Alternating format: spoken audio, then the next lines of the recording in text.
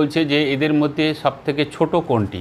তো ছোট যদি বলে তাহলে সেক্ষেত্রে দেখো যেটা √2 আছে এখানে আমরা 2 বলতে পারি, তাহলে এক্ষেত্রে 2-এর পাওয়ার এখানে কত হবে 2 হবে, এখানে 4-এর পাওয়ার হচ্ছে 3 এবং 6-এর পাওয়ার হচ্ছে 4। যখন এই ধরনের থাকবে পাওয়ারগুলো 2, 3 এবং 4 এদের আমরা এলসিএম করে নেব। তো 2, 3, 4 এদের এলসিএম কত হবে 12 হবে।